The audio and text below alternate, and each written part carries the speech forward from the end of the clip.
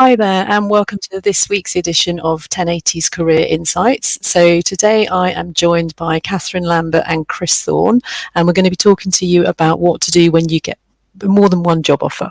So welcome back to both of you. Nice to have you again. Yeah, good to be here. Good. So as always, please do like, comment and ask questions throughout the session just to make it as interactive as possible. So just before we start, we're really talking here about what it's like when you've been kind of job hunting for a while and then all of a sudden 2 or more job offers come in and what you're going to do about that. So I am going to hand over to start with to Kris to just do a bit of positioning. So when you do receive this extra offer, what are you going to do to kind of go about that? How are you going to consider the offer? Yeah, so in the first instance, obviously fantastic that you've gotten the offer. And what generally tends to happen is it comes down a little bit to the timing of when you get that offer. So maybe you're early in on that job search and you're talking to several employers and an offer comes in and you're sort of hoping to have more than one offer to compare it against, but the timing doesn't always allow for that. So initially, in the first instance, it's always quite a sensible thing to do to say, look, that's fantastic. I'm really excited about the offer. I look forward to seeing it from you in writing. So always ask for the details in writing. And I'd love to have some time to consider that before we take it further, because that's a perfectly logical response. No one's going to expect you to just jump on the offer and accept it straight away. And also, you do want to make sure that what you were discussing verbally is actually what comes out in the written offer, because sometimes there can be a difference there, and you obviously want to clarify what that's all about. So, Katherine, what are your thoughts? Yeah, I would absolutely agree with you there, Kris. And I think it is really important to get that offer in writing. And as you say, it does give you that time, which is very reasonable to really consider it before you go and accept if you're going to. I think most employers would hope that you would spend a lot of time making that decision, not a lot, but some time at least, so that you're really committed to what hopefully will be many years in a new career. So I think it's really important to give yourself that time and make sure it's in writing before you commit to anything. Brilliant, thank you. And Katherine, I know I meant to ask you initially, just talking about the great news first. So do you want to just touch on that? Yes, when we first talked about the fact that if you have 2 offers on the table, that can feel really overwhelming. And I think it's really important to start off by really acknowledging that you have had an amazing amount of success. To have 2 offers at the same time is a brilliant position to be in. And so again, try and take that for what it is, rather than those feelings of, oh, I need to make a decision. I feel very pressured about which one to go for, because it's a great position to be in. So I think always taking some time just to acknowledge that and feel proud of how far you've come so far is really important too. Yeah, and I think it's important to allow yourself that time to just look at it and consider it. And, because this is an important decision, you want to have time to get it right and consider all the different criteria, which we'll touch on a bit later in terms of the things you might want to be considering. But yeah, absolutely. There's no pressure to just immediately jump on things. You always want to be able to just kind of step back and make that decision from a place of having really thought things through. Yeah, good. And I think I know I've had a few clients in the past who have almost felt guilty that they don't know what to do and they're going to be letting someone down. So I think it's sort of important to process those feelings as well, isn't it? Very much so, yeah. Okay, so in terms of deciding, how do you go about deciding which one to take? So Katherine, do you want to start with that one? Yes, I think what can be really helpful before you even go into job search and applying for jobs is to really think about what is most important to you in a role, and almost have a list of what are the essential things in a role and what are the nice to haves in a role. And if you have done that, or even if you haven't, if you do that at this point, you can very quickly start to score each role and see which one comes out as the highest score. So it's a very logical, rational way of looking at what decision you might want to make. The sort of things I would think about when you do that are the role itself. So how much autonomy do you have? Budgetary responsibility? Are you leading a team? Depending on what things you want from that role. obviously the financial element and benefits will come into that, but also what's the career progression like? Are there development and learning opportunities?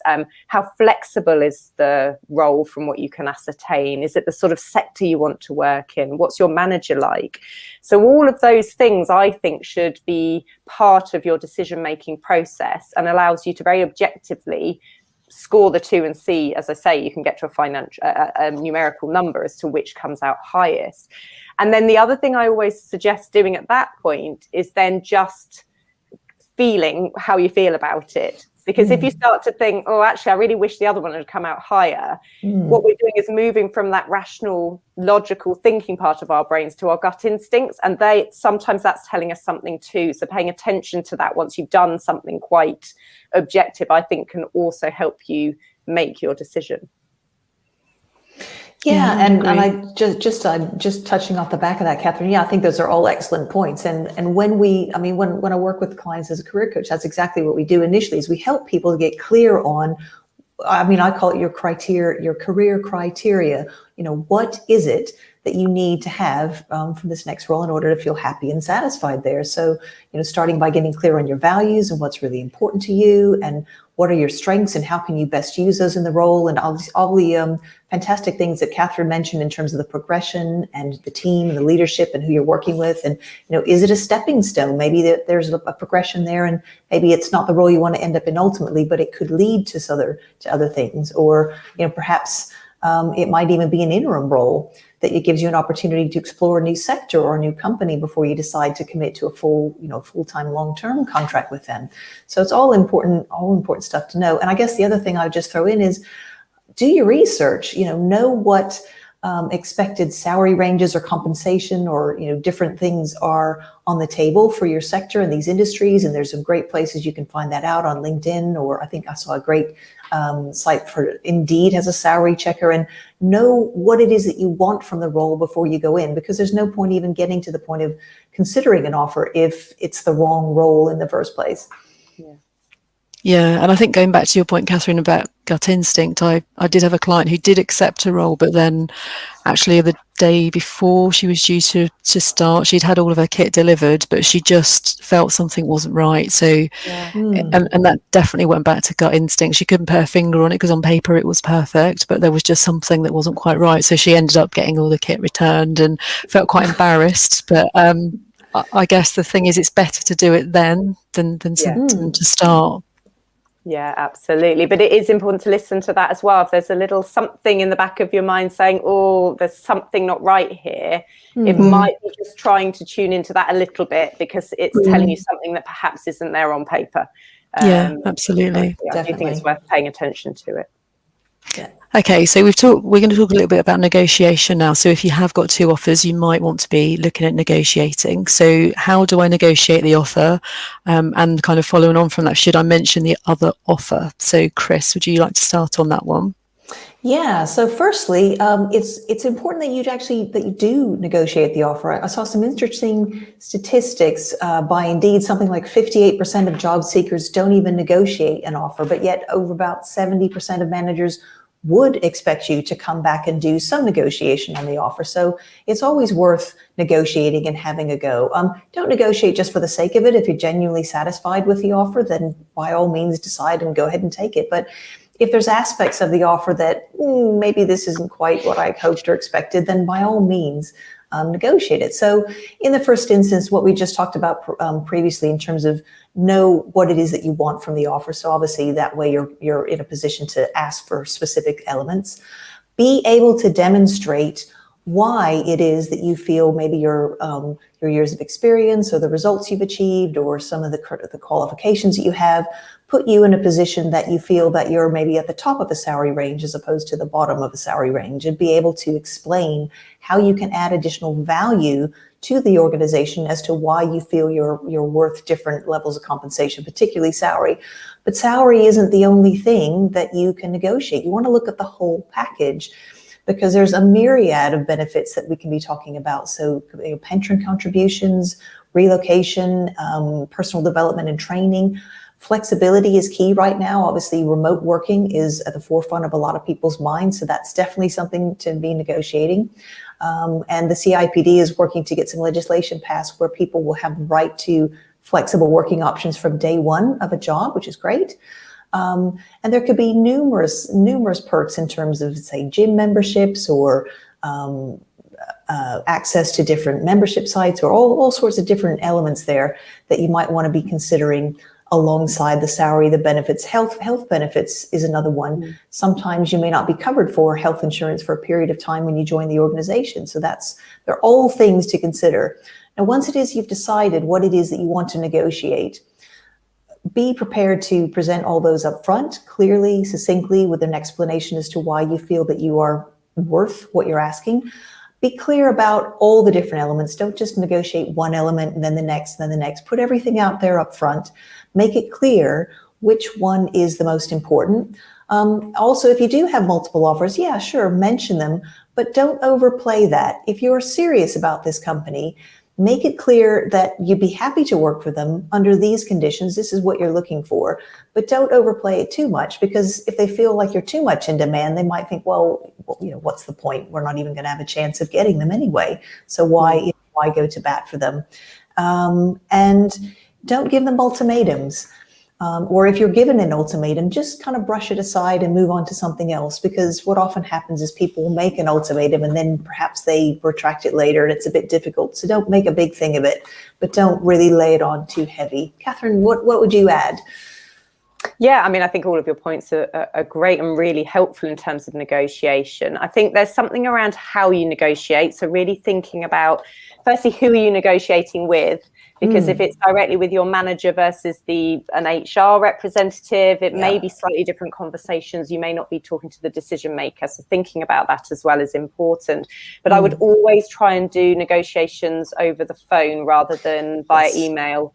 Because I do think it just allows you to have that two-way conversation. Things can be misread and misconstrued in email, and therefore you can really make sure you're saying, I really want the role. There's just some things I'd like to discuss with you. So I think having it over the phone is really important if you possibly can. And I think the other thing to think about as you do negotiation is just remember that you still want to build a relationship. They may be your manager or a colleague or whatever it might be later, if you do decide to take that offer. So what you want to do is still do this in a way that is building the relationship, not causing any friction or difficulty. So always thinking about the sort of long-term relationship and the impact of that is important. That's not to say you don't still have those conversations, and they sometimes may be some tough questions that come out of that, which you might need to answer honestly and be prepared for. But just always thinking about, I don't want this to break a relationship before it started is important as well, I think. Yeah, and just kind of build a little bit on what you said, Katherine, in terms of those tough questions. You absolutely may get some questions in terms of, well, are we your top choice? Or if we made you an offer, would you accept it? And don't always assume that you know the intention behind those questions. It may not be the intention that you think. So it could be they're just trying to feel you out to see if you're really serious about the role. Or perhaps if they're asking you if you have several offers, they might just want to have an understanding of how you're approaching your job search in terms of, what you're looking for and your criteria. So don't assume that it's always a heavy-handed threatening sort of reply. And absolutely with the relationships, people are more likely to want to go to bat for you and negotiate for you if they like you. So whatever you can do to smooth that process through and navigate those tricky questions and be, friendly, polite, and not too threatening or heavy-handed, the more likely you are to build that likability, the know, like, and trust, so that people are more likely to want to negotiate on your behalf. And also understanding that there may be some constraints that they have. So perhaps maybe they can't negotiate on salary right now because they're bringing in a number of new hires and there's a set cap, but there could be other aspects they could negotiate on. So you want to be able to ask questions to find out about, well, what other things are they able to flex on? Or if they're not able to meet you on something right now, is there a possibility that in a few months' time that situation could change and then suddenly that option's on the table? So it's always good to keep an open mind and build those relationships, because as you say, you never know where they could go. Yeah, and I think going back to the gut instinct point, and also just the money not being the only thing to negotiate. So I had a client who did have two offers, and the one company just kept coming back with counter offers all the time, to the point where they actually said to him, how much will it take for you to sign with us? But when he just didn't really feel comfortable, because there was going to be quite a lot of pressure in the role, work-life balance wasn't going to be great. And when he did a little bit more research, it turned out there was going to be a big outsourcing project in the next sort of 18 months. So actually probably would have then lost his job at that point, or at least gone through the whole selection process again. So he went for the lower offer because it just felt like a better cultural fit. So I think it is quite easy to get swayed by the money, but actually, if you can be strong and you don't desperately need that extra money, then definitely something to be said about the gut instinct piece. Definitely. Okay, so we talked yesterday about could you accept both offers and then decide. Have you got any views on that? What? My gut feeling is it doesn't feel very ethical, if I'm brutally honest. I think, to be honest, there might be people might do that as a fear of, well, if I don't take them, then they're going to go away. And I appreciate the timing of these things doesn't always work out the way you'd like it to. But I guess I kind of go back to how would you like to be treated, and what sort of what does that say about you to that future employer? So I think ideally, I would really try and narrow it down to one offer, or look at them both critically. And if you're having doubts about an offer, then you need to pay attention to that, because perhaps that indicates that it may not be the best fit for you or them. And it really would be unfair to string people along and do that. Yeah, I agree with that, Kris, because the other thing to think about is there might be someone else in the running. So you might be the top candidate, but they might have someone else that's a very close second. And by you accepting that offer, you are having an impact on other people as well. And although, of course, you need to think firstly about what's right for you and your integrity and all of that, but there is also other people that will be involved. And I just don't, again, I think depending on what that stands for you, I personally would also try. I don't think I'd want to steer clear of accepting two offers. I think there's quite a big impact that could have. Yeah. Okay, that kind of leads into the next question. So what if you're waiting for another offer, and so you don't want to accept the one that you've got in front of you until you know about the other? So Katherine, do you want to start with that one? Yeah, and I think this links very much back to the last one that we said. So firstly, I think it is really interesting to explore a little bit around what's causing you to want to wait for that other offer to potentially come out. And is that, again, telling you something about what you feel about the role that is on offer? So really exploring that can be really helpful. We've already alluded to the fact, taking some time is absolutely reasonable. And so, yes, of course, you can sort of share that and say, I just want to really think this through before I commit. And the other thing you might want to do is sort of explore a little bit more about the role. So could you, for example, say, I'd love to meet some of the team to get to know a little bit more about what it's like to really work in this role with the team in that environment. There are some things that you could do that could at least extend the time, and also genuinely be you looking as to whether or not that role is right for you. So I think there are some things you can do, but again, we just need to be really mindful of how long that's going to take, because employers won't wait forever. And you might not even get that other second offer. So really thinking about it on its merits, I think, is really important. Yeah, and I think I'd say that you need to be honest and upfront, and also there's got to be some sort of a time scale involved, really, for both parties, for you to make a decision and for them to obviously move the process on as well. But yeah, I mean, I had a client, what you were saying about meeting the team, Katherine, that sparked a memory for me. If I had a client and he'd gone through several interviews, and with the higher level people, hadn't met anybody on the team or anyone that he would potentially have been working with in that organization. It was really having some uncertainty around that role. And of course, as you say, I mean, if you haven't been able to satisfy different criteria then, what would it be like? Who am I going to work with? Who am I going to report to? And, just various things that sometimes get missed in that interview process.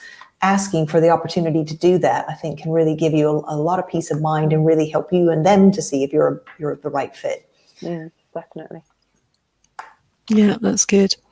Okay, so in terms of once you've made your decision and you need to turn one of the roles down, what do you actually say when you're going to turn an offer down? So Kris, would you like to start with that one? Yeah, I mean, I think you always try and frame it as very positive and very appreciative, that you were really, really appreciate the offer, and the fact that they obviously made you the offer, and that they obviously saw that you had some value that you could offer. but being really clear about, what it was that you were looking for, that you've decided to go with the other offer. Always do this in a way, though, that you don't burn bridges. Always keep that door open and keep the relationship going, because you never know. You never know who knows somebody, and you never know how it might turn out on the other side. You could potentially take a role, then find a few months in that actually maybe it wasn't quite the way you expected it to be, or things have changed and you're thinking about leaving. So something I'd always keep in the back of my mind when you accept any offer is, with the best will in the world, know what your notice period is, just on the off chance, so that if you did have to find yourself in a position where you're having to go, get out of something, that you're not stuck, and you can do that. But always always accept and turn down any offer very politely, very professionally, and leave that door open. Yeah, absolutely. I'd agree with that. And I have had a client who had that exact situation, where they turned down an offer but said, this is sort of a, not now, but in the future I would still like to think that might be an opportunity, and it did come back round, and they did then go through more discussions later down the line around okay, is there an opportunity in this? Could this be the time? So it builds your network, and that's always really, really important anyway. So you want to leave it in a good, positive way, so that if the door isn't firmly closed behind you, essentially, because you just never know when things may change in the future, and that could be a few years down the line. But yes, for me, it's still an opportunity to build a network and build a relationship, which I think is always really important to do. Absolutely. And I've definitely got clients that have been in that situation where they've turned down the job, and then a couple of years later ended up at that place because they have done that and kept those doors open. And I think it probably does take a certain amount of confidence, but I think people are, in general, much more moving towards the concept that the interview is a two-way process. And I think that's, and then similarly with the offer. Very much so, yeah, definitely. Okay, so we touched on this just now, Kris, which was what if I later decide I made the wrong decision? So, Katherine, anything you want to expand on there? I think if you do decide that it's the wrong decision, then the best thing to do is be honest as soon as you can about that, because if you have decided it's not right for you, then it's better for both you and the business to know that, and to sort of call that out very quickly, and then look at how to sort of unwind it. Because ultimately they're not going to get the best from you if your heart's not in it anyway. And just, I would absolutely say the sooner you realise, and the sooner you can actually just be really honest about that, and start to look at how you can unpick that, just like the client you talked about earlier, Sarah, where unfortunately she had to send all the equipment back. It's still better to do it as soon as possible, because the longer you leave it, the more invested they have become in you, and the more the harder that will be to unwind, I think, in terms of that decision. Yeah, absolutely. Yeah. Anything else to add to that, Kris? Yeah, well, I think I would reiterate what Katherine says, is that don't leave it, don't let it fester, speak up. Equally, I'd say, in the first instance, have a conversation with your line manager, HR, and genuinely see, depending upon what it is that you feel that you want to leave, genuinely see if there is a way of resolving that situation, because you never know. And there can be a bit of a settling in period, and people getting to know people. And things like that. I mean, obviously, if it genuinely isn't the right fit, then of course, do the professional thing. Make it clear that you want to leave. Find out what you need to do in terms of serving out a notice. If there's any sort of handover required, make sure that you don't just leave everything in a mess. That you've genuinely done a professional handing over of whatever it is that you've worked on to the next person who's going to be picking it up, and take it from there. But yeah, I'd say in the first instance, actually give them an opportunity to see if you can make it right before you go, because you never know. And the amount of times you hear employers say, "Oh, I wish I'd known that sooner. There's something we could have done." Yes. So if you don't even give the opportunity, if you have started to allow that to be addressed, then yes, you're not really giving the role a chance, because we all know it's hard when you start a new role. So I completely agree with you there, Kris. Definitely. Yeah, because by the time I think from speaking to people. Oh, sorry, Kris, carry on. Oh, no, I was just going to say, by the time it's a bit late. Sorry, we're talking over each other. I was just going to say, by the time you get to the exit interview, it's a little late then. Yeah, exactly. Yeah, Agree. So I was just going to say, I think most people I've spoken to, when they're not happy in their new job, it's because it's not how they were sold the role, or their perception of how they were sold the role. So I think absolutely a conversation with the manager to kind of set out, look, this is what I thought I was here for, but actually this appears to be what I'm doing, and just see if you can sort it out from that point of view. Okay, so counter offers now. So should I accept a counter offer if additional money is offered? So we talked about this in two ways really yesterday. So one could be if you're still employed, and your current employer finds out you've got another offer and they offer you more to stay, or if you have got two offers and they start counter bidding. So Kris, do you want to touch on the first one to start with? So if your current employer offers you more to stay? Yeah, I think you've really got to think about what you want in that situation, because obviously if you were trying to negotiate a pay rise, depending upon the scenario, if it's acceptable terms, then yes, I probably would accept it. I think there's got to be a bit of a limit, I think, in terms of the number of times you go back and forth with these things, because it can start to really get out of hand and become a bit of a bidding war. And at some point, you've got to put a stake in the ground and say, no, right, this is what I want. This is what I'm going to go for. And that's it, really, I think, to be fair to all parties involved. And yeah, I think it's just being really clear on what you want. It isn't just the money, as we spoke about earlier. There's so many factors that play into this as well, or opportunities to get money in different ways, performance bonuses or stock options or all sorts of different elements there. So yeah, I think I would make it clear what it is that you're really looking for, in terms of going back to people, and then let them come back and make an offer, decide, and then stick. You've got to stick at some point. Yeah, I completely agree with that. And I think that piece around, because it's not just about the salary, it's about the whole remuneration package, but also that long-term career prospects. What will you get from that role? Back to what we were talking about earlier is really important, not just the number. But also that bit around not letting it get into a bidding war, I think, is really important. I think it's not to say that you don't consider it if someone has given you a counter offer, but what you don't want is just to keep going back and seeing if you can do a bit of ping pong until you get to the highest number, because I just don't think that's great for that relationship building piece that we talked about before. So as you say, get to a decision and stick with it, rather than constantly seeing if you just eke out a little bit more. I would personally advise. Yeah, I'd agree with that. Okay, so we're kind of getting to the end of the time now, so we will go on to our top tip to leave with. So I can't remember who was going to start here. So Katherine, do you want to go first? I think it's just about, if you ever are in a position where you have two job offers at the same time, just remember that is such a great position, and acknowledge the fact that you've done a fantastic job. It's a real achievement to be in that position. So don't get overwhelmed, and really take your time to make the best decision for you. Great. Okay. And Kris? Yeah, and I guess what I would suggest is try out what it is that you're going to say. If you're going to have a negotiation conversation with someone, kind of role play or try that out with a trusted friend or colleague, or if you've got a career coach, play that out and try out the words that you're going to say, or how you're going to explain your results and how you position yourself, because sometimes you don't know how it's going to land or how it's going to kind of come across, and you might want to tweak a few things, or maybe emphasize different things or de-emphasize different things. And I think having that sounding board to play it out before you actually have the conversation can be really useful, is in as much as it also gives you a chance to sort of play it out in your own mind. And sometimes hearing ourselves say things out loud helps us to think about it in a different way. So that would be my top tip. Brilliant. Thank you. Well, thank you very much, Kris and Katherine. It's been a really useful session. We've had a fair few people watching. So if you do have any questions that you want to ask later on, then please feel free to do so, and we'll go back and answer those.